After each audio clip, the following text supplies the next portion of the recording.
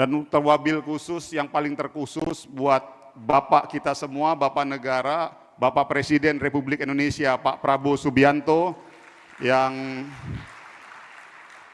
sedianya di awal akan hadir, namun dikarenakan ada beberapa hal tertentu diwakilkan oleh Pak Menko Perekonomian.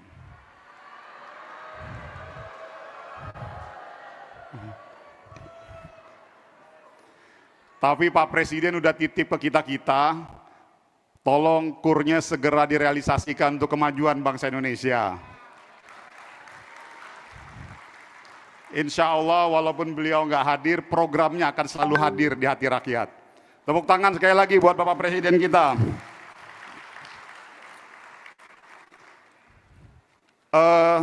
Pertama-tama alhamdulillah pada kesempatan kali ini saya akan sedikit melaporkan terkait program KUR kita. Namun pasti akan ada banyak yang bertanya kenapa ada acara ataupun momentum kita melakukan akad KUR massal serentak seluruh Indonesia. Di sini juga hadir bersama-sama dengan kita gubernur seluruh Indonesia dari Sabang sampai Merauke, 38 provinsi, kepala dinas dan juga sahabat-sahabat, saudara-saudara kita pengusaha mikro, kecil dan menengah yang ada di seluruh Indonesia. Yang total kurang lebih ada sekitar 800.000 pengusaha mikro, kecil dan menengah yang serentak hari ini melakukan akad KUR massal seluruh Indonesia.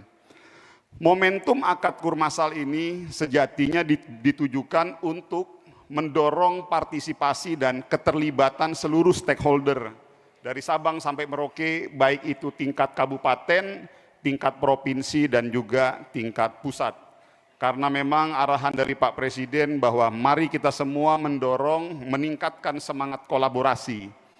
Kenapa kolaborasi ini penting? Karena bagi kami dengan keterlibatan kepala-kepala daerah, baik itu tingkat kabupaten, provinsi maupun pusat, ini akan semakin mendorong partisipasi dan keterlibatan masyarakat secara luas untuk bisa berpartisipasi dan ikut serta dalam program KUR kredit usaha rakyat ini bagi usaha mikro, kecil, dan menengah di Republik Indonesia.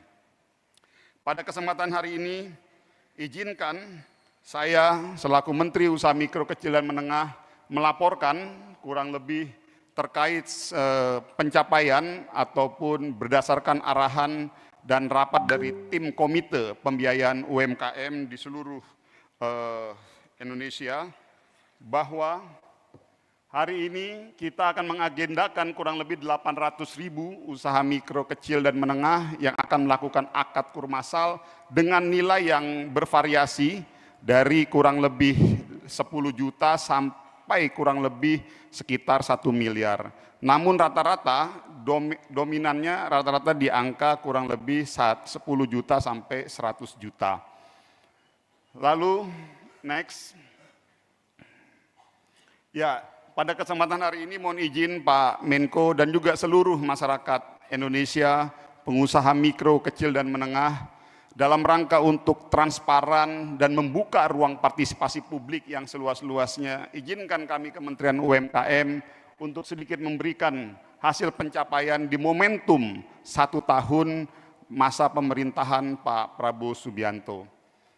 Pada kesempatan hari ini, kami ingin mengatakan bahwa ada hal yang paling ingin kami informasikan, bahwa selama proses dari tahun 2020, kredit pengalokasian KUR yang sebesar kurang lebih 300 triliun dialokasikan, belum pernah mencapai angka 60% untuk alokasi KUR produksi.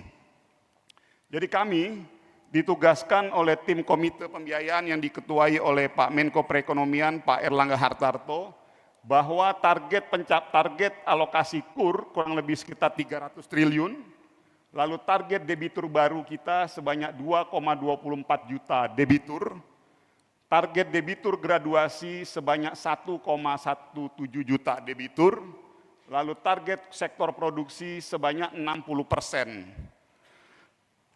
Dan pencapaian realisasi sampai hari ini kita sudah mencapai di angka 218 triliun, yaitu sekitar 72,6%, dengan total jumlah debitur sekitar 3,716 juta debitur, yang dimana debitur graduasinya sekitar 1 juta, debitur barunya sekitar 1.055.000. Dan saya pikir inilah yang ingin kami sampaikan dalam momentum ini, bahwa alokasi KUR di sektor produksi sepanjang sejarah program KUR ini ada, baru inilah pertama kali program KUR mencapai 60%. Dan ini semua berkat arahan dari Pak Presiden Republik Indonesia dengan semangat mendorong kolaborasi.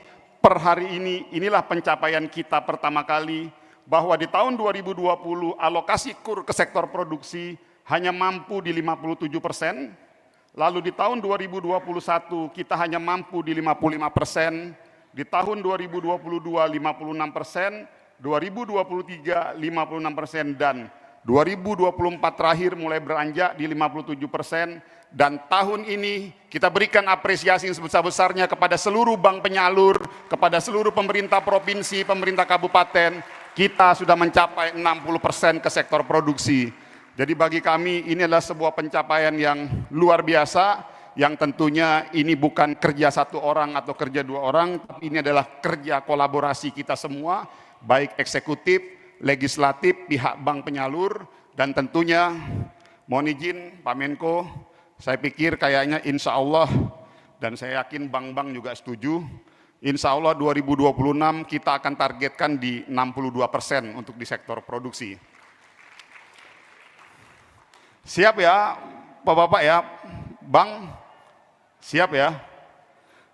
Kok nggak ada suaranya?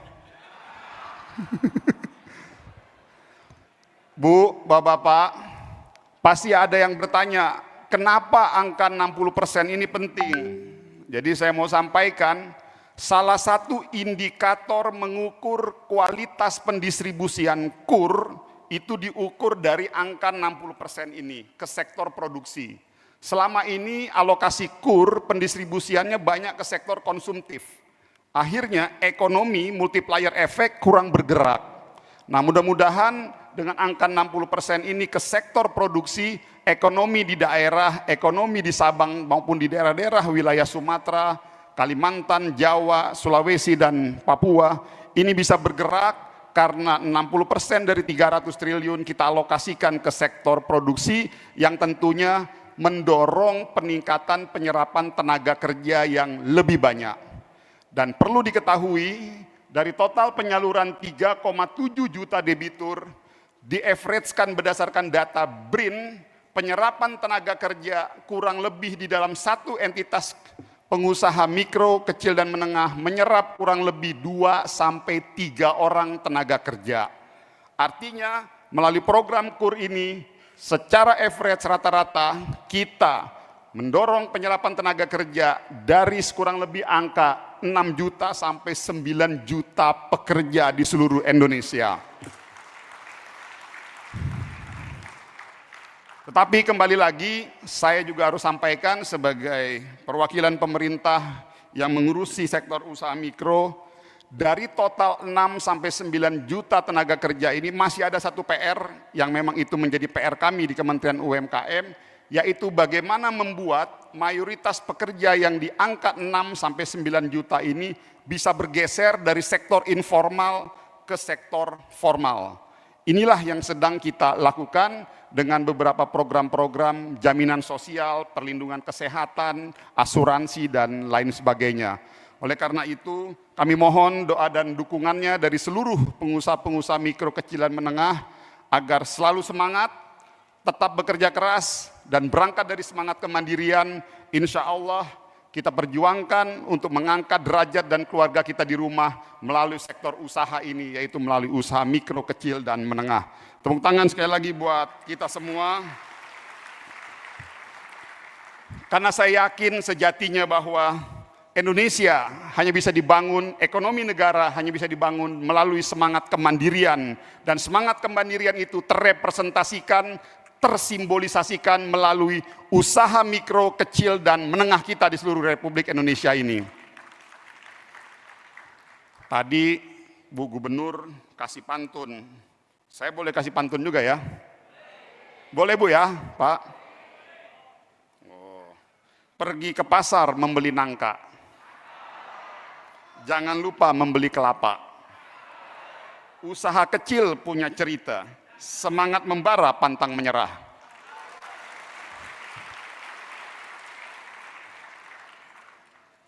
Sungguh gigih langkahmu melangkah. Mengurus dagangan tiada lelah. Rintangan datang jangan gundah. UMKM maju, Indonesia gagah.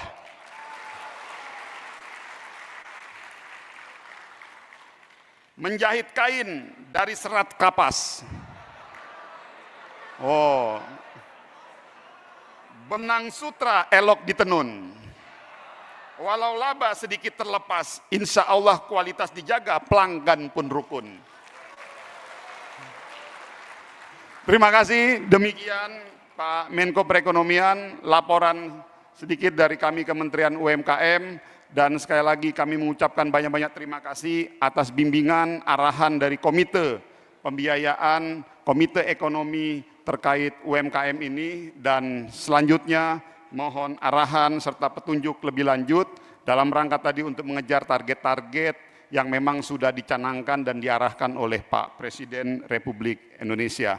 Terima kasih, sekali lagi saya ucapkan banyak-banyak terima kasih. Sukses selalu buat pengusaha mikro, pengusaha kecil, dan pengusaha menengah di seluruh Indonesia. Assalamualaikum warahmatullahi wabarakatuh. Selamat siang, salam sejahtera, Om Swastiastu, Namo Buddhaya, salam kebajikan.